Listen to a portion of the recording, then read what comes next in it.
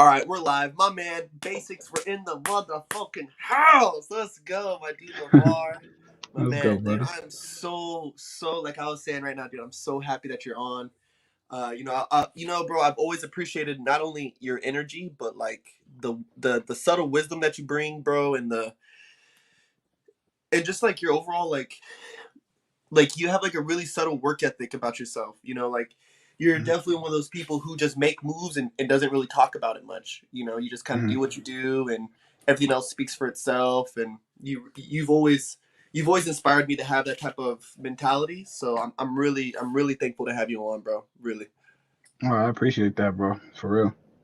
For Yeah. sure. So for people who might be watching, dude, who might not be so involved with Crump, kind of explain to them who you are, what you do, and yeah, we'll go from there. All right. I'm a genius. Uh, no, I'm basics. Also twin Styleripper, which is a student of tie dyes for about 13 years now.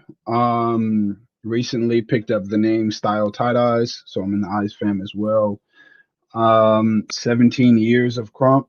Uh, it's a long time. Yeah. Bachelor's degree in digital cinematography. So it's a college graduate, high school graduate, of course. Um, I've traveled to more than 13 or 14 different countries, like all Mr. over the International. world.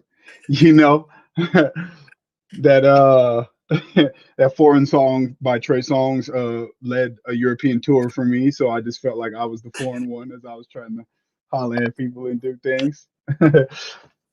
Yeah, man, but I've been in a lot of places, done a lot of things. I've taught. I've had my mini battle circuit times to where I was in there competing with like a lot of people are doing now. Um, I've had the moments to where I was in a super creative mode, when it's all these content and music videos and freestyle videos, and we did promos for everything. Created the KBL, the Crunk Battle League, which people have seen in many different styles, which was inspired by URL, the rap league, as well as, like Battlefest and some of the ways they did things. And we just found what we can do in our way. So we created it there. Um, yeah, I'm, a leader to the leaders. Like I work with the leaders and people can come to me because there's so much pressure when you're a leader. So leaders are able to come to me and ask for advice or speak to me. And I'm just trying to make sure that they keep their head on straight, make sure that they stay focused, make sure they maintain who they really are, as well as the best way to guide your community. As recent as September of last year, I relocated and I'm in Medellin, Colombia now in South America. You know, Woo! down here, Espanol es muy bueno. I'm speaking. You know, uh, but Es muy bueno. es muy bueno. Tú sabes. But switching, I hit a point after speaking with Eyes and Miho and a couple other people that have stated that I am a veteran in Crump. Now, I wasn't before, like I thought I was actually there, but I still had more to go.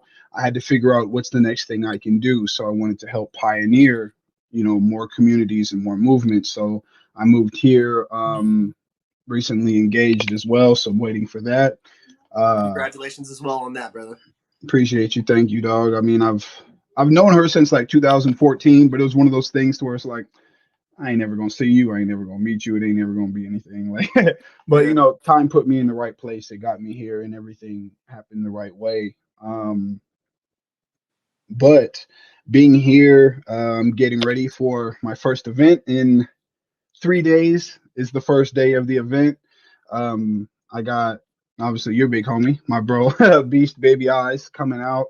My bro Trent Jure from Memphis Juking, who's an amazing talent, and the bro Johnny X from Floridians, or he's gone by many other names. Howie Words, Howie X, whatever, Johnny X. And the But he's Floridians is a big group, yeah, dude. They're a badass yeah. group, bro. Yeah, they do a lot of things, man. I'm actually January. I'm going out for a thesis 2022 in Florida, so I'll be out there in Tampa doing my thing. So that's going to be exciting. Um, yeah, man. But just here preparing for my open style event, helping build a community. Expansion pack to me was like I'm a gamer, bro. Like these are PS5 headphones. Like I don't, you know what I'm saying? They here. Huh? Controller's right here, bro. Yeah.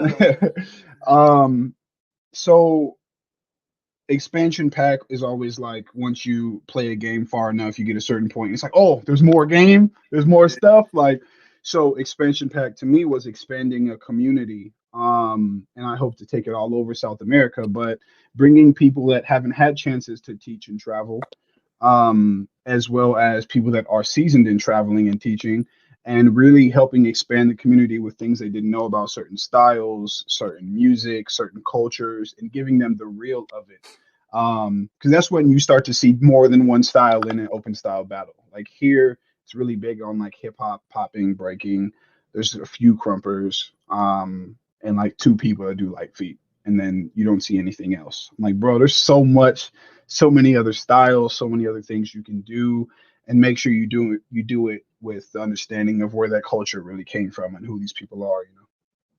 Yeah, But because yeah, even here, bro, like even Oxnard, right? Small community, and we're in California, and it's yeah, still small to the point where it's like you might see like two poppers, a breaker, and then there's like yeah, four of us crumpers, and yeah. there's just not much. Like there's no like it's wide, but it's not deep. Like you know what I'm saying? Like the Right. community, like they're not deep in it. You know what I'm saying? So it's tight to Oh, see you out there doing that, bro. well, one thing I noticed. Well, thank you. But one thing I noticed about Oxnard, because obviously I lived out there for a while, the Oxnard Ventura area, working at the casino out there. That's actually a time when I stopped dancing. That's when I started gaining all this weight that I've been shedding off though. Since I moved here, I just want to let you know I lost like 25 pounds, bro. Dude, Like I'd be seeing it's pictures. it's I'd be getting seeing there. I'm pictures. getting back. But sitting down and working at a casino will do that to you. Especially like 6 days a week, 10 hours a day, bro. Like Ooh. it's good money. It's a lot of activity that becomes your life, but there's not a lot of physical activity. So it felt good to get back in the dance, and thank you for that because you're actually one of the biggest things that inspired that for me because I was like, oh shoot, there's people here that crap. I'm like, oh, I can get back in. Yeah, and then it just opened up another world for me, and eventually got to a point where I was like, I'm quitting this job, I'm moving to Vegas, and I'm going to rebuild again. So it was a great like position and a great place for me. But I noticed in that area, it's a lot of older people, a lot of people that are retired, a lot of business owners, a lot of entrepreneurs and stuff. So you don't really see a lot of youth that are dancing and competing. There are people there, of course, but it's not heavy in like a culture of hip hop or popping or breaking. Like most people that are there that have culture came from LA or somewhere else or Yeah. were inspired by other things. So they always go there to meet with their crews or whatever. So it's a difficult thing. But it always takes someone that has a lot of experience that develops and can pioneer that for everybody. That way, there is an OG in your city or something that makes it better. Yeah, dude, and that was a really interesting time too. When we all Yeah, came across each other, like I was trying to throw sessions out here, and I had it to was like make three of us, bro.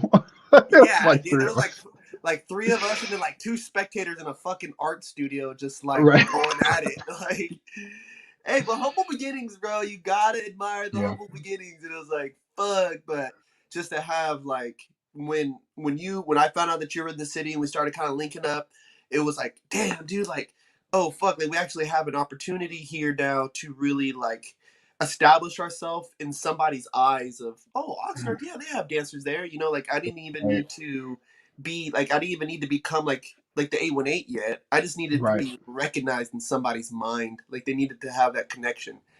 And right.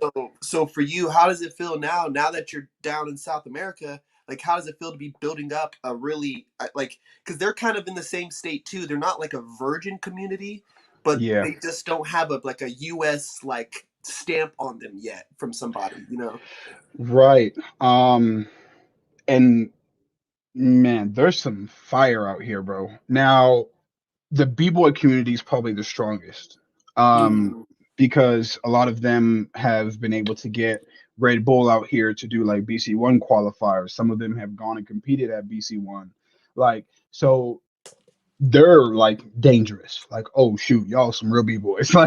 Like I'm talking Mm. about they have crazy training like processes and everything, bro. Like diets. Like most of them had to switch to like strict diets and things like that as they're training. Like it's very intense, like what they do. And then other than that, the hip hop community is major, but in a sense to where it's like the style of hip hop, but it's not really hip hop culture.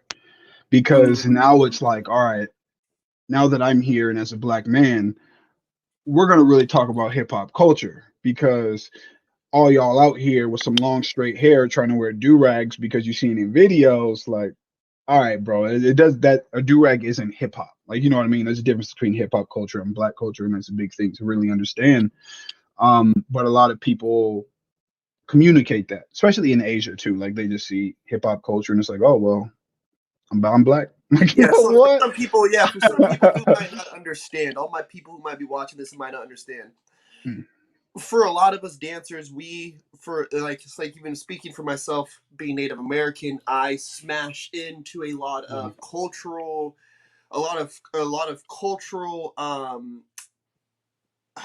just cultural obstacles, right? And lines. I find myself tipping the line of appropriation a lot of times, and Mm. it's like, you know, appropriate cultural appropriation sounds so bad, but it's literally what it is when you're wearing a do-rag and you don't understand where that really comes from. People think like, oh, this they think it's like a fucking beanie. It's like, oh, it's like I'm wearing a Right. beanie or It's I'm a wearing a hat. Like, or a hat. It's like, no, that's no. actually it's like it's a grooming tool, homie. Like this is what, Right. you know, my man uses to groom his hair with because he's trying to get that shit in. You feel But me? it's because a lot of times it's because we had to. Because what a lot of black people have to deal with is you go to a certain job and it's like, oh, your hair is not appropriate. Like, what? I grow, it's my hair. Can't You know what I help mean? And then somebody it. else can just wake up, wash their hair, and just flip it back. I'm like, all right, I'm going to work. Like, no, it's like it's not professional to people. So we have to lay our hair down. We have to do certain things to where it looks cleaner.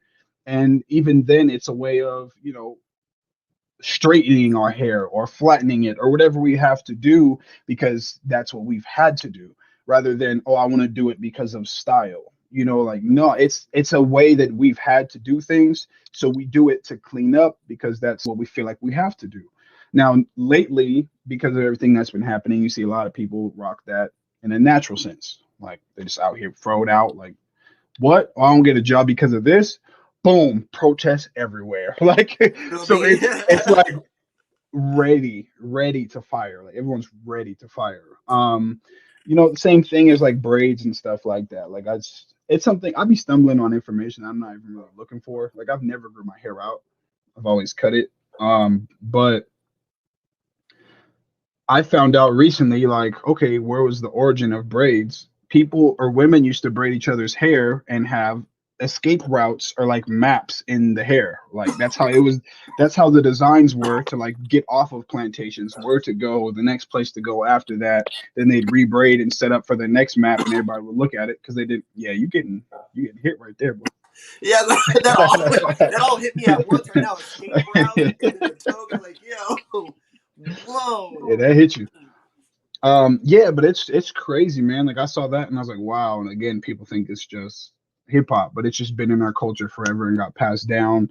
Yes, different styles and designs got in there after, where it originally came from, but people like just started doing it. Like they're like, yeah, I'm doing it so I can wear a hat, like I'm gonna braid my hair down. Like again, we have to do it because it helps our hair grow or it keeps it tight or whatever, because it just is so much to deal with the Hmm. coarseness of our hair, man. Like it's crazy. And it's not by choice. It's not like a style. It's like a lot of times people have to. But yeah, from that, like I digress. I don't want to dive too heavy in that. But that's something I've been noticing here is giving true culture to people, let them know what's going on, speaking on culture appropriation. It's crazy because when I got here, I judged an event. We did a Q&A, and those were some of the first questions I got. Like, how do I feel about this? Because the community's already been working. Like, I'm like, dang, y'all don't even really like. There's black people here, but it's like people that have been here forever, but they're Colombian and they're like things like that. Like, I don't know where, of course, obviously they came from somewhere, or just sometimes there's a lot of Latin people that are just dark, bro. Like, They are, dude. There is. especially people that are like countries that were near like the beach and stuff, and then it's like dark. I'm like, y'all black out here. Yeah, I But mean, then, like it's different. Oaxacans out in Mexico, bro. They're some dark motherfuckers too, bro. Like, Yeah. crazy. So it's crazy, yeah. So it's different. And then there are some people here of like African descent, a lot of families and stuff like that. Gotta be. There's gotta be. Yeah. Uh, which is actually pretty cool. Like one of actually the first crumper in Medellin, Colombia, his crump name was Africa, but with a K. Um, and then he actually stopped dancing for a while, and then one of his little homies took over the name, which he that took over the name Africa is now Zero X. So that's actually my little homie now.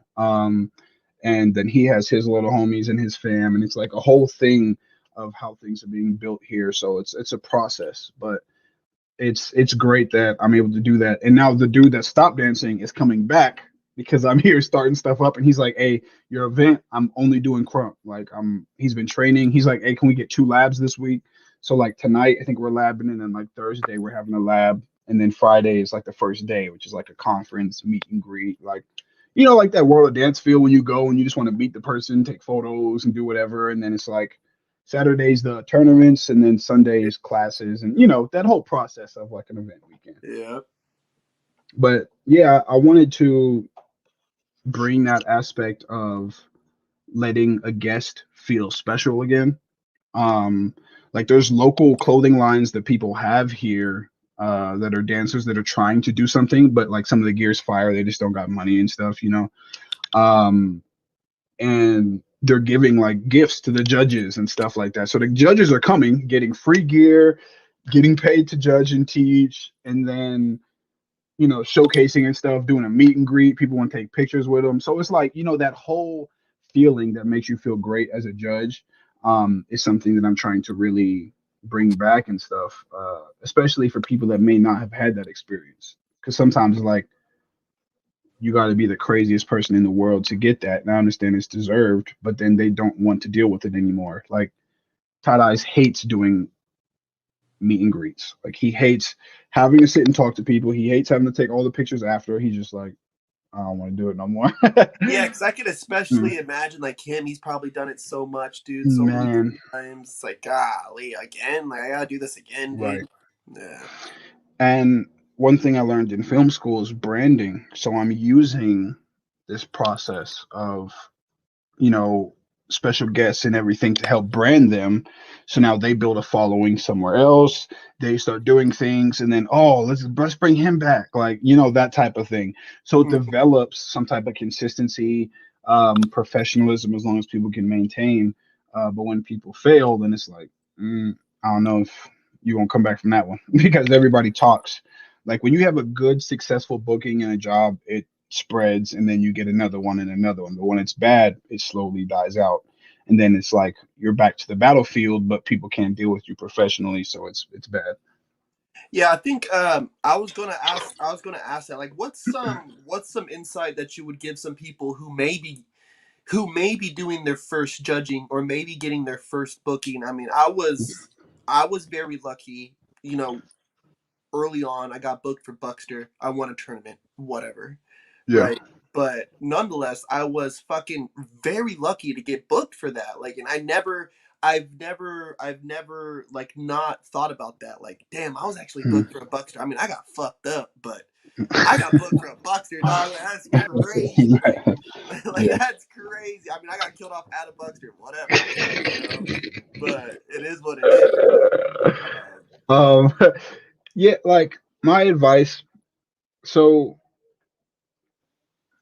there's three different aspects of this, right? um Actually, I'll just touch all bases of getting booked real quick. So the first thing, the the dancing side, right? Um, there's expectations on that. People have expectations on you because of what they've seen. So you have to top your recent footage. That's why sometimes it's dangerous to always post footage, because if you dance and it's like your last footage was better, then it's like, what's going on with him? He's going downhill. All right, we might just have to let him go for a little bit. Um, you have to have highlights. You have to have something that everybody's talking about and everybody's remembering because they paid for you or they paid you or whatever the process is, in that sense of you getting booked to battle at least. Or sometimes it's just show up and you have to prove yourself. You better prove yourself. Like that's the hardest part of dancing. Do something in there that's different or never before seen. If you are on a main battle card, if you're on an undercard, undercards usually like um a time when you're not fully known, you're booked to battle, but you don't really have like a set pay rate, or it's not like basically you're not there with the people that are main event that may make 300, 400, 500 just to battle. Like, and it's crazy because that happens. Like, there's some people that get that. Like, that's there, and that's just a battle. Win or loss, it doesn't matter, just to come in battle. So those people, of course, have that pressure and expectation, and that's when it's like, oh man, he about to do something crazy, and that's that pressure that you have, and you have to fulfill that, especially if you're on the main card. So to get there, you have to have the work ethic of the people that are up here. So when Mm-hmm. you get to the elite and you're on that main card of people that get paid for flights and hotels and this and their food and like, you know what I mean, like all the different things that happen, you have to have the work ethic of these people. You have to perform like these people. You have to drop a move that maybe has never been seen before, and everybody's like, oh, and it becomes a reel on Instagram and on TikTok and then Facebook. It's viral, like whatever it is, and all the crumbers are talking about it, or something different that innovates and everybody wants to start doing their version of that move. You know, like when Concrete battled Project. Was that the same realm? Or not same realm, the same Buckster you were at? Yes. Yep. And that's when he did that shoe move, and it was like Shoot the move. pull, and then here, and that whole Yeah. style inspired a lot of people doing different types of material like that. And it became a new version of like a 1, 2, 3. There's the move 1, 2, 3. Like it innovated something different. Now where that originally came from, I don't know, but he executed it and it worked. And next thing you know, other people started doing it. So Concrete did his job. You know, like regardless of all the other things he did something that innovated the game and inspired a year or two worth of material. And that's something that's important. Um, facts. Yeah, I mean, Now that's just the dancing side, right? And then you see a lot of times where people dance and they get booked and they get completely slaughtered or they don't get off, and it's just like, why were they here? And then you know it's rough, like it's a rough situation. But people have to start taking that dancing part serious. Next, let's talk about the uh, judging aspect of it, right? If you're a guest judge, even if it's your city and you're just judging and you know all the people and it's just like, oh, you're respected in the community, so you're going to judge. Always have your standards. And what I mean by that is, where's the ceiling? Where's the bottom? Because you're going to judge everything in between that. So, mm, and you're only going to judge off of what you understand.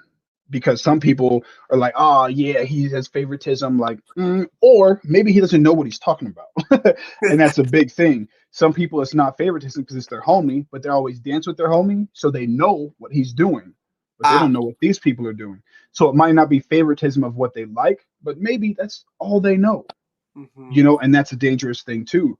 So it takes a lot to understand. Like, so if I'm talking Crump, I have to understand what makes a hooligan a hooligan. You know, like their style's a little different.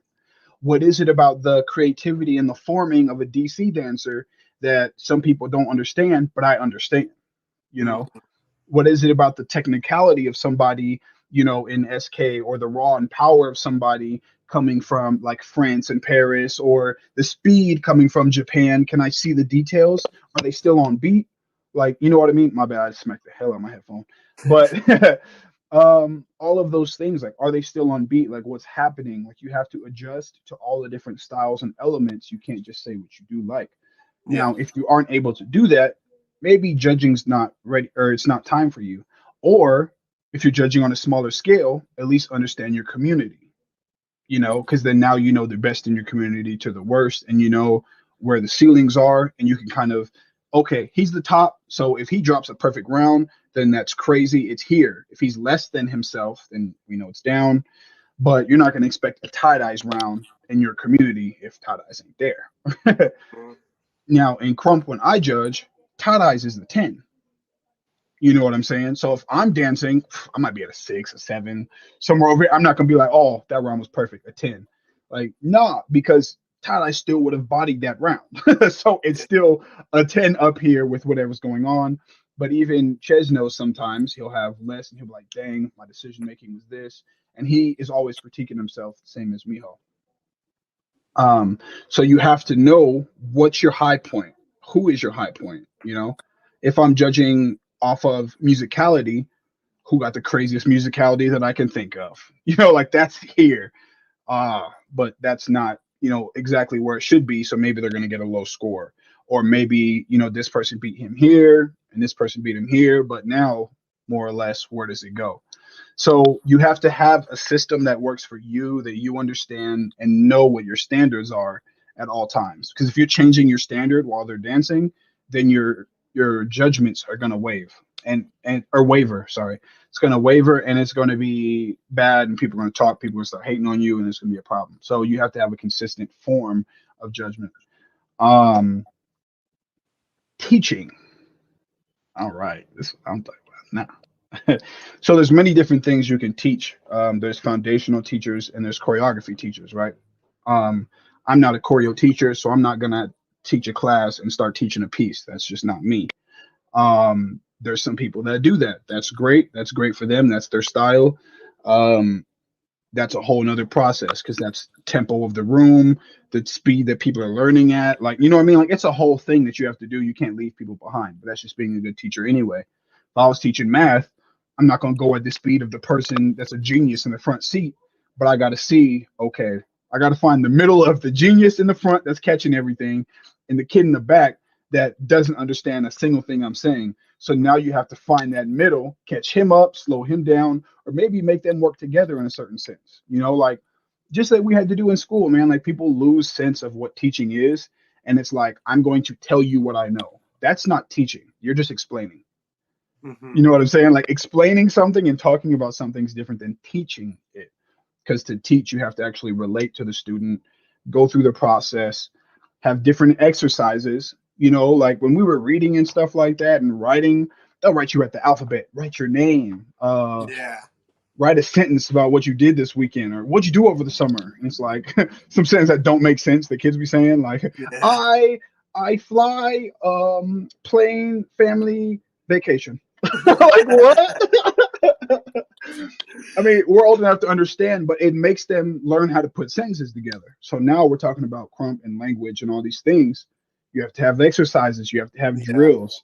That's something that makes B so crazy is he knows how to take, it's almost like a metaphor, like how I just explained that. Like, Yeah. okay, teaching a kid how to write and put sentences together with teaching dance. He can do that in a class with crump or with dance. So it's, I'm going to create an example. You're going to go through the example. Oh, crap. I understand now. Like, you know, like that type of thing. He's really good at that. It's not just like, this is a jab, this is a jab, this is a jab. Like, that's Yeah. drilling. Like, there's a difference between an example, an exercise, and a drill. So a drill is literally just like it sounds. You're repeating something over and over and over, exhausting your body, doing whatever you're doing. So you have to find what is it you're good at, what is it you're not good at, what are the topics you understand the most, what's your specialty, what people know you the most for. If you actually start teaching that, then that will get you into a place to where, how about I hear something outside? It'll put you more into like a circuit of repeating, and people like, oh, I want him, I want him. Like, so when I understood that storytelling, character, style, and grooving is my specialty, I'm not gonna be. I mean, I know about multiple things, but I'm not gonna be like, yo, I got a liveness workshop coming up. I No. rarely get live in my rounds anyway, and if I do, my liveness is a heavy groove liveness. You know what I mean? Like I'm not gonna be out here throwing my arms 50,000 times or slamming everything around with power. Like that's not necessarily who I am. So You have to understand who you are. So if you don't even know who you are, you shouldn't be teaching, because how you going to teach someone else? Shouldn't be judging. You can still compete and perform, but it's going to be difficult.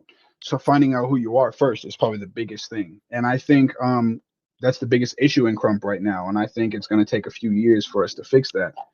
I had talks with people like Baby C, Solo, Slayer, Beast, even Miho, and that's when I started this like little program I did about a month or two ago called Identity Crisis, because I feel Crump is in an identity crisis. I feel like identity is also what sets Crump apart from so many other styles.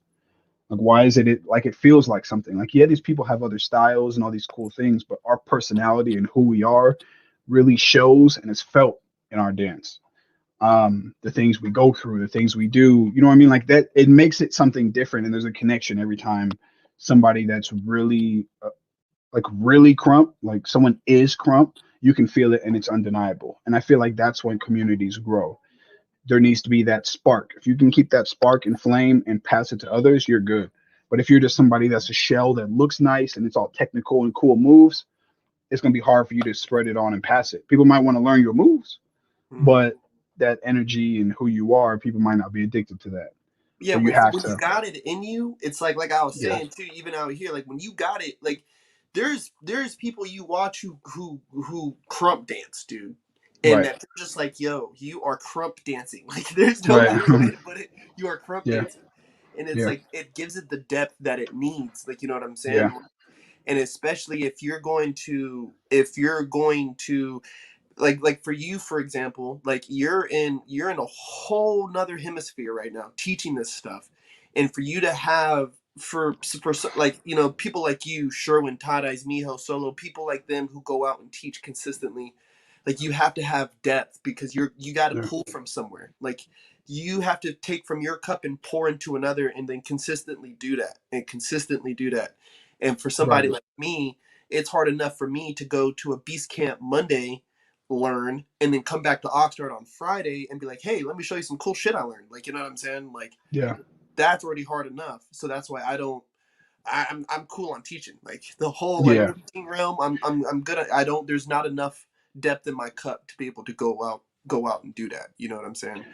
Right. And it takes a lot to learn and receive information and then mature it before teaching, especially if you have to do it in a short time. It's Mm-hmm. difficult because at that point, it's just kind of like repeating, but it didn't really hit you. You know what I'm saying? Like you're hearing it and it's coming out, but you're not even letting it come here and then speaking it your own version or whatever. So Yeah. it's hard. Like a lot of times it's just coming out, but like you're like, I don't even fully understand it yet, but I'm telling y'all, like, Yeah. so, and that's what happens a lot, and that's when bad teachers can occur, and that's when communities can kind of fall or get misled. So, yeah, if anything, just it's important to teach if you're the only teacher there, but sometimes you should skip a week, enjoy what you learned that week, teach it the next week, and then whatever you learn that week, wait, teach it the next week. So it's like, you know what I mean? Like you're always ahead of the curriculum. Mm-hmm. That way it gives you more time to lab on it and create on it and make it your own. That's a big thing too. But yeah, man, it's difficult. If you want to know if you can teach or like, am I a good teacher? Try to teach somebody without speaking. Mm. Try to teach someone that doesn't speak English, like or doesn't No, speak your yeah, language. I've been It's thinking about that. difficult Oof. because now they're just watching your body, and you have to be able to show examples and help them understand. Like you start with simple movements, do something extreme, and they're like, oh, that's crazy. And then go back to the simple and guide them into how they can do the extreme. And then they're like, I just figured it out. And they're like, oh, I can do that too now. So it's always like little steps, jump. Everyone's like, whoa, that's crazy. Go back and little step back up to it. Jump again, little step back. And then it's like people are going to feel their progress and then they're going to see it. And that's really how it is. You have to track it by progress. You can't track it by statements or explaining. Like it's a process. It's a process. But as long as people can see it and understand it, then that's when your teaching is going to evolve. And that's it's been the one joy I've had really like recently with Crump. Like especially since everything closed down. Like battling got taken away, sessioning got taken away. So it's really Came just, online, you all know, online stuff. it came online, and my one joy is been able to get with guys and have a piece of information right there and be like, yo, dog, we Right. can practice this for 4 weeks straight, like six Yeah. hours a day, bro. Like, let's do it. Like, and so that has even became now, like you were saying earlier, even now, it's like me and the homies will be like, hey, what y'all trying to lab on? It's like, oh, okay, like Right. we're gonna do this. And it's like we will stick with that lab for 3 or 4 weeks because we'll meet up just on Fridays, for like an hour and a half.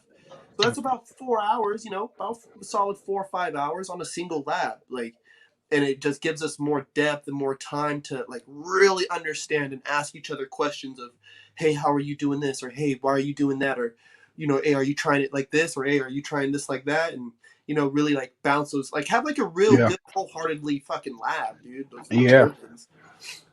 And that's really the difference between lab and training is a lot of people get information and just repeat it. But that lab is experimenting, man. Just like in the lab, like, oh, I'm gonna take this chemical and this chemical and see what happens. Oh, this one failed. All right, let's try this and this. But that's what the session's for. So you create, you get all these things, you try some extreme stuff, you get all these things, you cook them up. Then the session you go and you dish it out, and it's like, y'all like that? It's my TED talk. No, all right, I'm gonna go back. We're gonna go back and cook some more then. Like, and that's what it's for. The Mhm. session is for the exchange and the to see where the community is.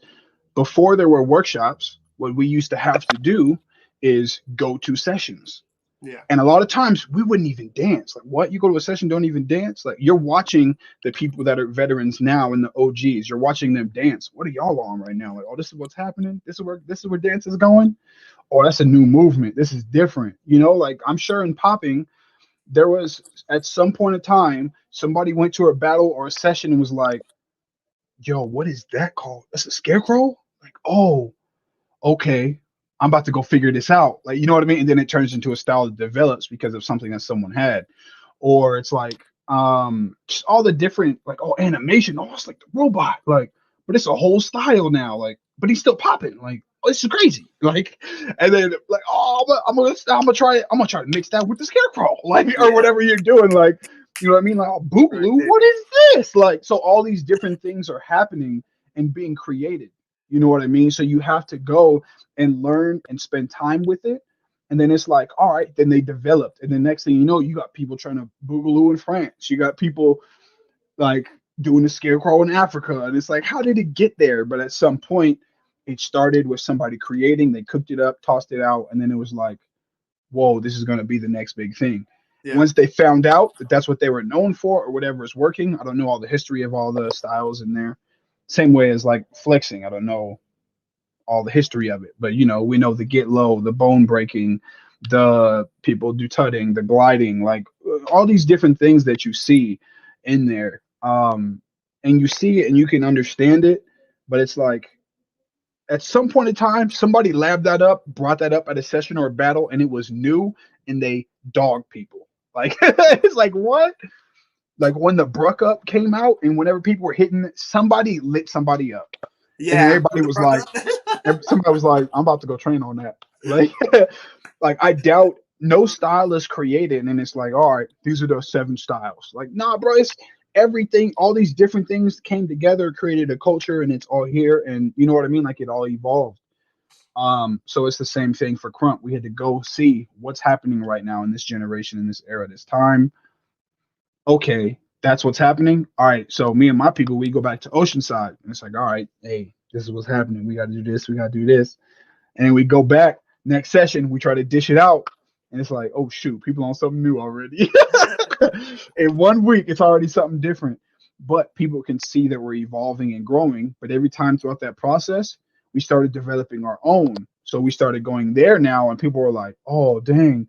That's when you got like the Grims, the Knuckleheads, the Mad Hatters, the Bash, who was Combat Kid, me as Basix, and it's like so many different people. Street Noise, who was a b-boy, and you started seeing him put a lot of different breaking elements into it and flexibility because he wasn't just explosive power move b-boy, he was a flexible b-boy. So that's why you see him put his leg behind his head and like walk sideways. It's like, what the heck? Like, but it's just, and he started figuring out how to do that in a crump way. Yeah. But it developed and people were like, oh crap. And then other people that maybe do that style are like, I could do it too. So you never know who you're inspiring at the same time, man. It's a big thing. Dude, if you were king of the world, what would be, cuz I mean, you've already done so much, right? Like Yeah. battling, teaching, tournaments, the nine here in America. Now you're out abroad doing the same thing, battling, teaching, now hosting events, right? You're even doing your stuff gaming. Mhm. You've always been a dude behind the lens. And Yeah. not only just like good, like really fucking good, dude. And Mhm. so now moving forward, what's two things that you hope to either see come from the movement, the Crump movement, or what are two Yeah. things even that you might want to see yourself add to it? Um, so I can actually answer both of those. So one thing I wish that I could see in the crump movement, like I'm not even gonna say the crump movement in general. I'm just gonna say the dance community as a whole, like the whole arts of dance, is financial security and consistency. Like more support from either the government or people building the things that they're doing and people really developing a sense to where they can live off of their craft. And it's like, oh, I don't have to go work a 9 to 5 and then try to dance and do all this later. Like a way that you can get something and really have consistent work. Now, for me, something that I want to do and is something I wish to accomplish is creating opportunities and being that person. Like I'm not gonna be able to dance forever. I don't want to dance forever. Um, and I like being in the background. That's why I choose it. Like I don't want to be the person up front all the time being seen because again, that's more pressure, more expectation, and you can't really create from a place of freedom, but you create from a place of I have to, Mm-hmm. which is different, and it sucks and that's draining. That's why a lot of people stop dancing over time, especially because you're doing that, and then now you got to balance responsibilities. Just like I'm sure you had experience when you're dancing, doing all these things, and it's like, oh, baby, like, and then life changes, and you're like, okay, I can't just do the arts and create for me anymore. I have to do something that leaves a legacy, or do something that's consistent money, or whatever. Like your mindset changes, and that's when you see the man or woman really change completely with who they are because their responsibilities are different in regardless of the action. So dance doesn't become exactly what it used to be. Um, so I think that if I can create opportunities, then that's something that'll be amazing. Like here, I'm seeing that there's not a lot of money here. It's South America. It's a lot less. I'm still fortunate enough to make some money from the US, which brings me a long way here. Like for here, their rent is about, like three-fourths their monthly income. Like, I mean, not monthly, three-fourths their like weekly income. Like it takes like, okay, this week's gonna hit. I'm gonna have some money left, but I'm gonna have that for the rent, and then the next check is for the other bills or whatever. Like, you know what I mean? It's like that type of living. Um, but to us, it's $300 for a 3 bedroom. It's like what? But Yeah. for them, $300 is like almost like 1,500,000 like pesos, which is different because most like a monthly average cost is like 1,300,000. Like that's how much somebody makes every month. Uh-huh. But if you convert $1, 3,000. Oh, So okay, for the okay. tournament I'm doing, I'm like, okay, that rent is big. For there's a men's tournament and a women's, they're both gonna get 1 million, whoever wins. But for me, it's like $250. So it's crazy. You know what I mean? Like, okay, so people talking about $1,000 prizes. That's 500. I split it in half, men, women. Now in the US, that's like $250 battle. Like I'll do it, but like, I ain't going, whatever. But bro, if that was like 2,000, that's what it's like to them. Like, yo, that's rent. You know what I mean? Like that's rent, and I can do some other stuff with it or whatever it is. Like that's basically what the equivalent is to them. Like that's almost the whole bill paid, and you get to keep all your other money. So as a dancer, that's amazing. But creating this cycle, do something that shows that it can change, affect the community, affect the youth. Try to get assistance from the community to where grants get involved, money gets put in. Now you're creating a cycle. Um, I want to be able to do that to where people can eventually start getting on a program or creating a crew to where they can be on a monthly salary or whatever it is. And then all we have to do is fulfill our jobs, and you know you're getting the same amount of money every time. Now, of course, there's going to be profit, but you don't have to worry about how am I going to make this money. It's like I'm going to make this money every month. Maybe I don't have as many jobs as last month. Maybe I'll have more this month, but you're always going to fulfill it. It's like you're under contract, you know, like Mm-hmm. when you work on a job and you're getting paid salary, you can work more or less, doesn't matter. You're still going to get the same amount of money. I'm Mm-hmm. like, dang, if we can get certain dancers in certain communities to an extent like that, then that'll be great. Now, not every dancer is going to be able to do it. Some people be like, well, I'm just going to dance so I can get that salary real quick. Like, Mm-hmm. you're not there yet. You know what I mean? Like, you still got to work, got to prove yourself, got to do some things in the community, put some age on it, you know. Um, but at least the people that are super serious and have been doing it for a long time, I feel like that's something that'd be amazing. Now, is that a realistic thing? I don't know, because where's the money coming from at all times? So that's something that has to be considered. So in a perfect world, yeah, man, the elite dancers would be on salary. The people that are working to be elite would be able to find ways to make more money, because if those dancers are on salary, it's easier to put money together to throw an event and help the up and coming people win and get a prize money. You know what I mean? A pot, and it's a pot that's worth it. Um, and then the classes now, it's like, okay, I want to get there because I want to get on salary. So now I'm trying to learn what they're doing, what's happening, and like, so it's a cycle. Now it's a cycle of getting from here to where I'm up. And then while these people are on salary doing whatever, then they can start saving up money for their own personal business ventures like clothing lines, or I want to own a studio, or whatever it is. Like, and then now it's easier to move things around. So when you stop dancing, you'll still be able to have consistent money or something, and invest into paying dancers to teach your studio. Like, you know what I mean? Like a whole network of financial security. An actual industry, an actual dance Yeah, industry. and that's beyond just the commercial industry of the music's all, or the money's all coming from music and artists and Mm-hmm. what I mean, film and music videos and production crews. Like, no, the industry is ourselves, like a Yeah. community dance, or street dance, or whatever it is. Like, it'd be awesome, man. That'd be a perfect situation. But street dancers, it's like you have to switch, and that's when it's sad to see some of the most amazing creatives, exhibition battlers or showcase battlers, street battlers, that have to completely drop all of that to do something else. Mm-hmm. Well, now we got breaking in the Olympics. Like, you know what I mean? Like, so for them, that is their goal. Get there, get sponsors, get consistent money. You know what I mean? And then it's like you just got to perform, train, and get ready for the Olympics or other big events. You're gonna get paid either way. Mm-hmm. And it's like, man, we got to get there. And I think the only way is the brands and stuff we're doing becoming sponsors now, which is a big thing. So it's, I don't know, man, it's a whole network and it's possible. But one thing I've learned is when people start to figure it out or start to have a way of making money, they don't want to invest into something else because they had to grind. So they want other people to have to grind for it. So the dancers that became brands or big, you know what I mean? Like Jabberwockies or something, like, man, if Jabberwocky sponsored an event, a street event, that'd be crazy. But Mm-hmm. no, they just, getting their bread, doing their thing. They got a studio and all these other things. But it's like, man, that could have blown up and to be a whole Blown thing. up. Yeah, Blown man, up. could have been a whole thing. But I mean, you know what I mean? It's like once people make it, then what's the process to give back? I don't know. Well, dude, let me know how I can donate for the prize money.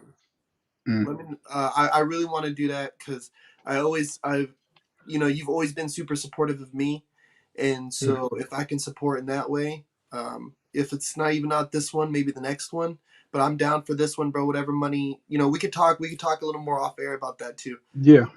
Because I would like to Regardless, it support all that. helps. It definitely all helps. Because to be honest, uh, man, it's all been out of pocket for me. Yeah. Like there's some government assistance and stuff like that, but it's like you have to have a successful one first so they can see what you're doing. Mm-hmm. And not a lot of people have money right now in Colombia. There's not a lot of work that's happening right now because of COVID messed up everybody, man. So it's a rough situation. But yeah, any type of help would be great because it just eases the stress off of me. um, and then yeah, man, just makes it better. But I definitely wanted to talk with you anyway to see what we can do about for the next one, like a sponsorship or something, like, and even if it's not financial, just like shirts, hats for the winners and stuff like that. I mean, throw a logo somewhere on stuff and like, because that makes it a bigger thing. Like Snipes wouldn't be anything in Europe or in other countries if they weren't sponsoring all these dance events. Now all the dancers want to wear Snipes. You know what I'm saying? And that's what it is. And I wish other people would understand that. But you know, I'm open. I'm open. right. Dude, we're right here closing in at Yeah, the end, dude. yeah. Anything else that you want to left that you have left to say? Because before we do that, I want to say again, dude, thank you for everything you've done for me. Thank you for coming on for sure, but thank you for everything you've For done sure. for me, dude. You've been you've been close with me ever since, especially ever since my dad passed away. And we Yeah. share a lot of those similar losses and shit, dude. And it's Mm, good to be able to fellowship with people like yourself, dude. Because thanks. there's a lot of times when people of your stature get stuck in their own that, and Yep. you definitely know how to live there when it's time. But I have seen Yep. you on multiple occasions be like, "Yo, dog, like you good, like, and talk to somebody Mm, as Lavar and not as yeah. Basix." You know what I'm saying? Right. Right. Right. And that always makes me happy to see that still lives in the world. You know what I'm saying? Yeah. So I want to say thank you for that, bro. I want to Of make sure I course. say thank you for that. But if there's anything before we check off, dude, let them know. Yeah. I think I think it's just that. Like, regardless of what we do in dance, we're still people. Uh, I think people get caught into a world of themselves. They get caught into a world of impressing others as well as an image or a brand. Like everybody saw us at a certain point. When I say us, I'm talking about like SK, Mansanity, whatever was happening. Even if I say the original SK, the Crump Kings, just these people that are leaders, the top dancers you see all over the world, and it's like, oh my gosh, they must be living it. Man, five of us were living in the same house, some sleeping on the floor, some sleeping on the couch. Like, what I mean? Like, it wasn't the lifestyle to live. We just worked so hard and we're good at the dance.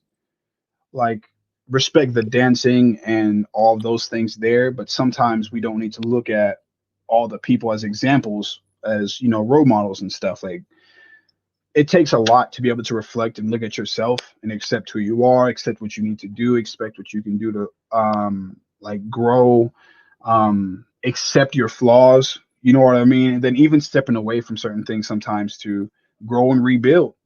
But people, man, really, like I said, get stuck in themselves. And then because of that, and people are looking at them, it's a cycle. And you start to see almost like clones or duplicates of these people, and it's a frustrating situation. Like since I've been here, I was already getting to that point, but since I've been here, I kind of noticed like I've had great moments in my time, but it's about who's next. I had an hour-long conversation with Miss Prissy, and she was talking about the same thing. Like, yes, I want to be the background now and do everything, but like it's about the next generation. What can we do to open up a network and a platform for them so people can have all of their stuff? It's not just about me, because what else can you do? You know what I mean? Like, how fun can an event be if you're seeing the same five people battle every time? Mm-hmm. Like, don't be afraid to teach people to get better than you. Like, they should be better than you. And for those that are teaching as leaders, mentors, leaders of groups, big homies in Crump, you have to understand you're influencing every part of these people's lives. Um, so how you maintain under pressure, what your work ethic is like, your financial security, even because if there's somebody that's your little homie and they're owning a business and you're asking them for rent money or for help, it's like, uh, that's kind of rough. You know what I mean? Like, is it a thing that has happened? For sure. Um, but it shouldn't be to that extent. You should be able to help them. Like a big homie came from being in the hood, and a big homie being the mentor, somebody that used to gang bang or still does. They just don't do all the work anymore. So you're going to show that little person, how to make money, how to fight, how to do whatever, how to, you know what I mean? Like all the life struggles, they having struggles at home. All right, well, come over here. You ain't got no one to be with on the holidays. Come on over. Like that type of situation. It's more than just let's train, dance, and battle and make me look good because you're dancing well. Like, nah, man, it's more than that because these are real people's lives that we're dealing with. Um, and I wish people would really understand that. Like, you have to understand a student is a student because there is something they want to get in return. They want to learn, they want to find out answers, they want to do, you know what I mean, whatever it is. And it's good to always stay hungry. That's why some people say forever student, because it's like, oh, I'm about to be a student of a video game. I'm about to be a student of the best way to clean my house. Like whatever it is, it doesn't matter.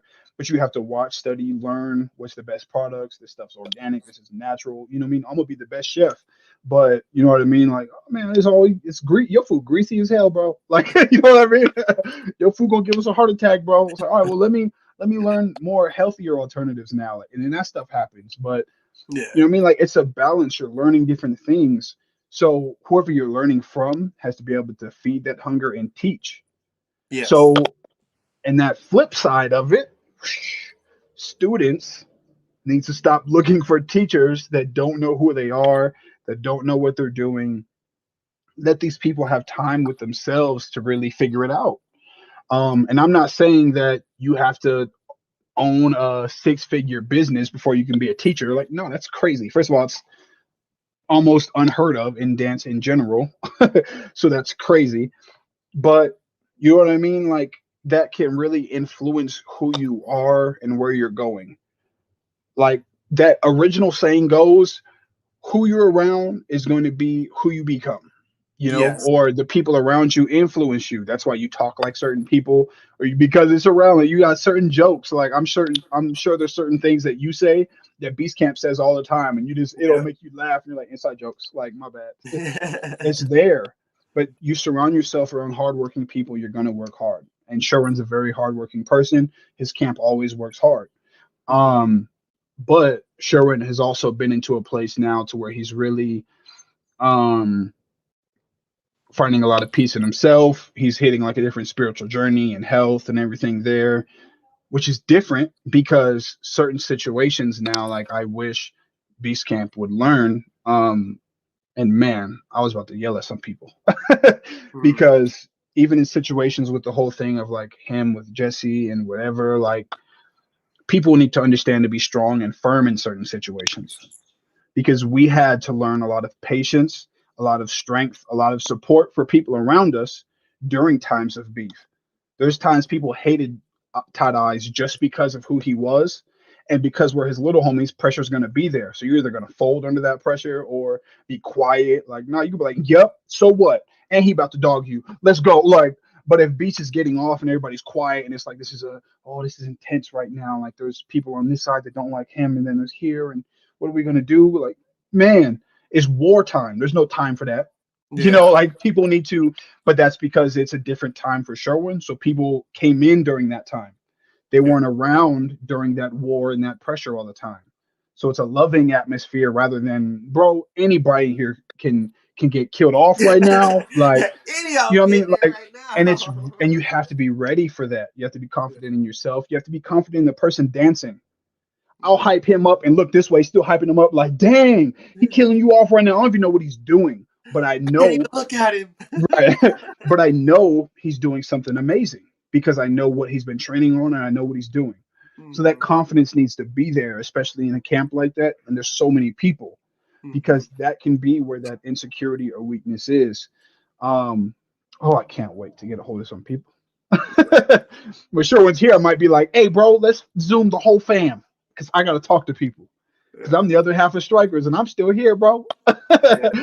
And it's Oz. so Yeah. either so either way, man, it's an important thing, and people have to understand that. And as well as the same thing is don't always bring bad news to your leaders. Like, and you being a leader out there in Oxnard, like people don't need to always bring you bad news. Like, yeah, man, people out here ain't respecting what we doing, or like, why are you telling me? I don't care because we're still doing what we're doing. Yeah. Like, you know what I mean? So don't do anything to just sit here and shoot it. Like, I don't care what people's doubts are. Our job is to prove them wrong. Don't tell me like it's gonna fuel me, because sometimes that can discourage me. So you Yeah. have to kind of like know. Like, I'm sure you've been seeing all this stuff on Facebook and how crazy it went for the past few days in the Crumpers page and everything. This nigga Todd Ice didn't know any of it. And no, we're not gonna be like, hey bro, they're talking about you on Facebook, they're doing this. Like, no. Yeah. People were talking about like GoFundMe accounts and stuff. He didn't even know that existed because he doesn't have Facebook. So Yeah. it's a whole thing. So why would you sit here and tell somebody all these dramas and issues? Like, why are you doing that to your own people? Yeah. So you have to understand now what certain things are. Feed your friends what you want them to like be energized by. Just like Yes. anything else. Oh my God. Whatever you eat is going to be your energy in life. Like, that's why it's like, oh, I threw up at that session. Like, bro, you just had McDonald's. Like, you know what I mean? Like, that's why. You ain't been drinking water. You lightheaded. That's why. So if you want your friends and people around you to succeed and grow, don't sit here and talk about them being vegan. Like, feed them positivity. Don't worry about their stomach if you still feeding them bullshit. Like, Oof. you have to give them something else. You have to give them more life, man. Like, if you want More your life. people, More you know what life. I'm saying? And that's what I've been saying. People be out here looking at me crazy because I learned it in Spanish. So I'll be out here at the events like mas vida. Like, everybody's like, what? I'm like, you'll understand or you gonna feel it. Either way, don't matter. You know what I mean? It made you laugh, it made you happy for a reason. So something happened. You know what I mean? Like, regardless, that's there. So it needs to be there. We need to feed our people more life and more of that. Yes, there's gonna be drama, there's gonna be issues. Stand strong with them through that and feed them. Like, yeah, bro, it don't matter about you about to dog them anyway. I'm right there with you. Like, Hmm. oh, I can't wait you do a combo. I'm about to do a backflip. Like, you know what I mean? Like, it doesn't even matter how it is. Like, I'm there. So, you know what I mean? Like, you have to understand again, like, what you're giving your people and let that result be great. But yeah, man, that's the last thing I gotta say. Feed your people, man. And students, check your teachers before, and teachers, check yourself before you teach. So, yep. My man. Thank you so much, bro. Yes, Again, sir. I appreciate you for everything that you are and everything that you do, bro. Hey, man, thank you. I'm glad that you're doing this because not only is it cool to share experiences and conversations with people, but you feeding yourself at the same time, bro. Damn You're right. getting something in because I doubt someone's gonna come in here talking crazy. Like, Yeah. it's not gonna be all just beef and drama in your ear. Like, it's something that is going to lighten your day or your week every time. So it's a good thing, but it's also something that's encouraging you and the other people, the viewers, motivating everybody. So it's an amazing thing for sure. Thank you, bro. All Yes, right. For sir. crazy animals who've been watching, thank you guys. Holla at y'all later. West Side.